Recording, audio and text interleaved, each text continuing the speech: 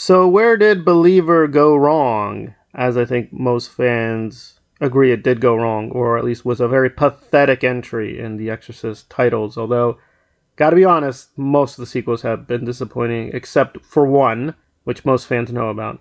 But having looked at Exorcist again, I mean Believer, I do think there are some redemptive factors, which we'll get into, but I'll mostly discuss Buffy and how Buffy could have helped this a whole lot.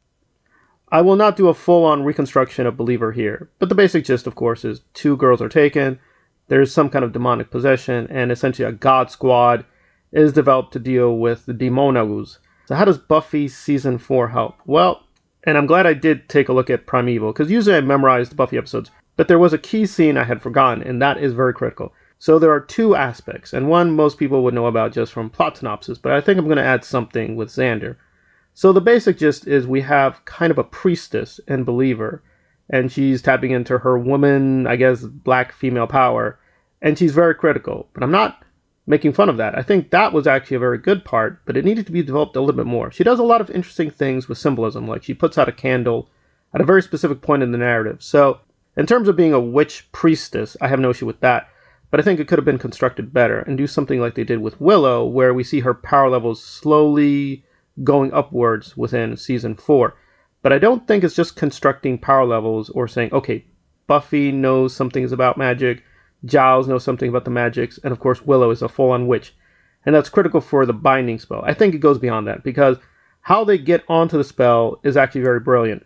Because for most of the season, they were torn apart.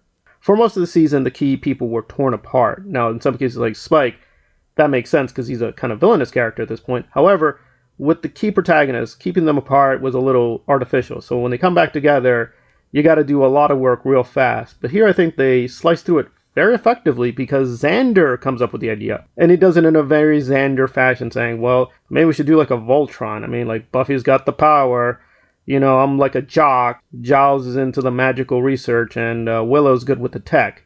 And guess what? That's exactly what happens. They combine their unique strengths and gifts, and together, even though they don't physically engage in combat with Adam at the end, by their soul, intellectual, or whatever spirit energy, Buffy gains superpowers and she's able to defeat Adam that way. And if she did not have those superpowers, she'd be dead, because Adam was shown to be extremely powerful throughout the whole season. That was one big problem, saying he is so powerful, how can they possibly defeat him?